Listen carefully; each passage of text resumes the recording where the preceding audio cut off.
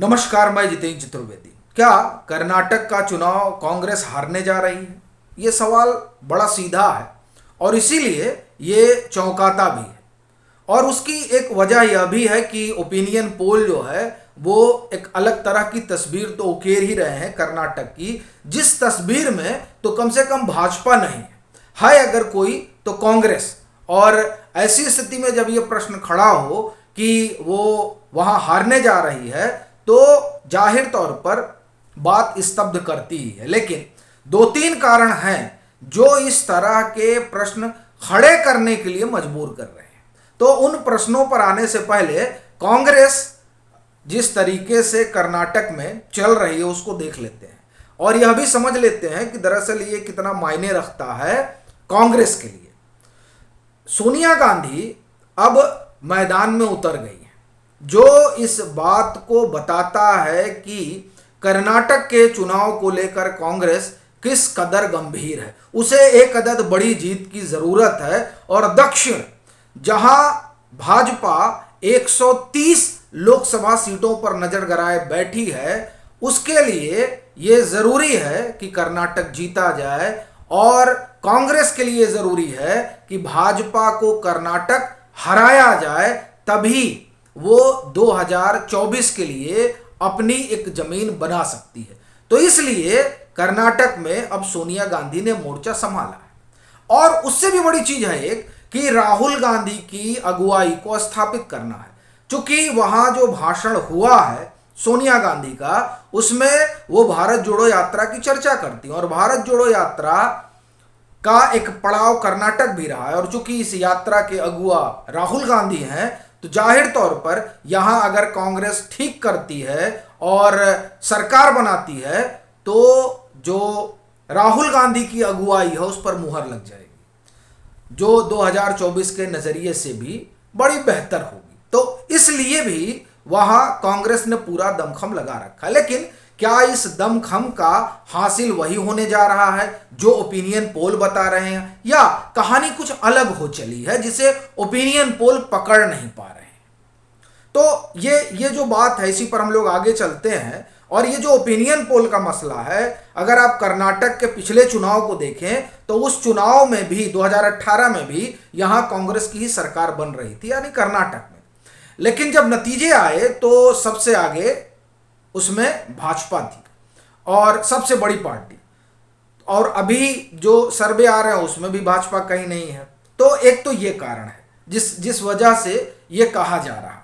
और ये चीज कर्नाटक में देखने को मिली है कि यहां ओपिनियन पोल औंधे मुंह गिर पड़ते हैं। और इस बार भी इसलिए कहा जा रहा है क्योंकि पिछले 10 रोजों में यह माना जा रहा है कि तस्वीर बहुत बदली है और उस तस्वीर की एक आप कहें कि रूपरेखा सुवर्णा जन की बात का जो सर्वे है उसमें दिखाई देता है और जो TV9 कन्नड़ का है उसमें दिखाई देता है। तो इस वजह से ऐसा लगता है कि जमीन पर जो चल रहा है वो संभवतः सर्वे में नहीं दिख रहा है, इसलिए भी सर्वे जो है वो एक अलग तस्वीर उकेर रहा है। दूसरी जो चीज है जो ये बताती है कि कांग्रेस संकट में है वो है मल्लिकार्जुन खड़गे का प्रकरण। वो देखिए राष्ट्रीय अध्यक्ष हैं कांग्रेस के और उनको लेकर रणदीप सुरजेवाला ने बड़ा सनसनीखेज खुलासा किया। उन्होंने कहा कि साहब की खड़गे साहब के परिवार की और उनकी जो है हत्या की साजिश रची जा रही है और फिर कुछ ऑडियो वगैरह आया। बड़ी चीज यह है कि वो जिस समाज से आते हैं खड़गे साहब, 36 सीटें रिजर्व है वहां। और अब आप ये समझ सकते हैं कि कितना मायने रखता है इमोशनल कार्ड खेलना कांग्रेस के लिए, क्योंकि ये जो 36 सीटें हैं ये दलित समाज के लिए आरक्षित हैं, 15 सीटें आदिवासी समाज के लिए आरक्षित हैं। मतलब 224 में से 51 सीटें जो हैं वो आरक्षित हैं। और इन दोनों ही तबकों में भाजपा की बड़ी गहरी पैठ हो गई है। अब ये जो पैठ है ये कर्नाटक में कांग्रेस को परेशान कर रही है। खड़गे साहब का ये जो प्रकरण है ये कम से कम इसी बात का संकेत दे रहा है कि जिसे कांग्रेस मान रही थी कि हमारे साथ है अपने अहिंदा समीकरण में कि दलित आदिवासी ये सब हमारे साथ हैं, वो दरअसल मोदी की अगुवाई में शायद कांग्रेस से खिसक गए हैं और इस बात का डर कांग्रेस को सताने लगा है। इसीलिए उसने ये जो एक खरगे साहब वाला दांव चला। एक तो ये बात भी बता रही है कि क्या स्थिति है कांग्रेस की। फिर बजरंग दल वाले मसले में जिस तरह से बैक फुट पर कांग्रेस आई है, वो ये स्पष्ट संकेत दे रहा है कि कांग्रेस की अपनी जमीन जो है वो अब खिसकने लगी है। एक और चीज इसी में मैं वो भूल सुधार है, वो ये कि मैसूर इलाके में हनुमान जी का जन्म नहीं हुआ था, जैसे कि कल हमने चर्चा की थी। वो दरअसल बेल्लारी जिले में जो हास्पेट इलाका है, किष्किंधा पर्वत, वहाँ जो है जन्म हुआ था। तो ये एक भूल सुधार जरूरी था, क्योंकि हमने फैक्ट्स जो है वो गलत रखे थे। वैसे एक चीज़ और मैं बताऊं कि हनुमान जी के जन्म को लेकर कई, और जैसे आंध्र प्रदेश भी कहता है, महाराष्ट्र में भी इस तरह का है, लेकिन हम उसमें नहीं जा रहे हैं। मैसूर वाला इलाका जो था वो गलत तथ्य है जो हमने दिया। सो एक तो ये हुआ। दूसरा जो हम इसमें बजरंग दल वाली बात बता रहे थे, वो देखिए जो सर्वे वगैरह हो रहे हैं ना, वो सर्वे भी बता रहे हैं कि ये मामला कांग्रेस के लिए बैकफायर कर रहा है। तो ये पूरा चुनाव जो है, अगर आप कर्नाटक का देखें तो भाजपा ने एक तरीके से पल्ला झाड़ लिया था, वो हिजाब वगैरह की बात करना ही बंद कर दिए थे। मगर अब कांग्रेस को न मालूम क्या सूझी कि हिंदुत्व की पिच पर उसने खेलने की कवायद की, और जैसे ही वो इस पिच पर उतरे और उन्होंने भाजपा को एक मौका दिया, फिर आप देखिए कि जो परिस्थितियां हैं कर्नाटक में, वहां अब खुद पीएम कह रहे हैं कि आप जो है बजरंग बली का नाम लेके बटन दबाइए। तो ऐसी स्थिति में पंजा कहां टिकेगा जब पंजा ही बजरंग बली का नाम लेकर बटन दबाएगा। तो जाहिर तौर पर पंजे की क्या हालत होगी ये बताने की जरूरत नहीं है। फिर दो तीन चीजें और हैं जिसे बड़ी माइन्यूटली लोग देख रहे हैं। एक तो ये जो आरक्षण लेकर और वोकालिंगा और लिंगायत में बांटा गया है, इसका बड़ा असर देखा जा रहा है।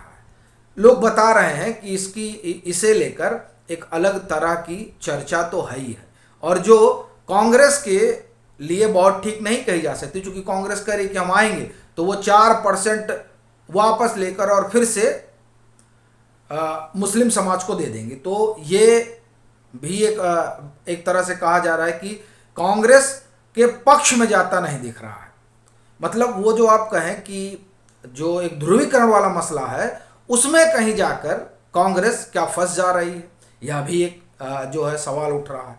और फिर ये कास्ट सेंसस वाला जो क्वाइन उछला है, ये बता रहा है कि मोदी सरनेम वाले प्रकरण में जिस तरह से कांग्रेस फंसी है, उसके कारण वो जो ओबीसी वाला वोटर है वो कांग्रेस से खिसक रहा है। इस बात का डर खुद कांग्रेस को सता रहा है। इसीलिए कर्नाटक के चुनाव में कास्ट सेंसस की बात कांग्रेस करती है। तो ये जो संकेत हैं, वो संकेत खुद ब खुद बता रहे हैं कि कांग्रेस कहां खड़ी है, और उसका जो अपना वोट है, वो वोट भी अब उसके हाथ से सरक रहा है। उसमें आप देखिए, चाहे वोकालिंगा वाला मसला हो, चाहे आप देखें कि जो खरगे साहब वाला प्रकरण है वो आप देखें, तो ये चीजें बता रहे हैं कि किस तरह से कर्नाटक का चुनाव एक अलग करवट ले रहा है। अब ये अलग मसला है कि 13 को जो नतीजे होंगे वो तो एक बताएंगे ही कि कहां पर जाकर कर्नाटक की राजनीति खड़ी हो रही है, लेकिन जो संकेत हैं वो एक संदेह और सवाल पैदा कर रहे हैं, जिसमें यह दिखाई दे रहा है कि जो कांग्रेस बड़ी मजबूत स्थिति में बताई जा रही थी, वो ऐसा लग रहा है कि बड़ी कमजोर स्थिति में आकर खड़ी हो गई है। आपकी अपनी क्या राय है, जरूर साझा करें। मतांतर से नहीं जुड़े हैं तो जुड़ें, वीडियो को लाइक करें और खूब शेयर करें।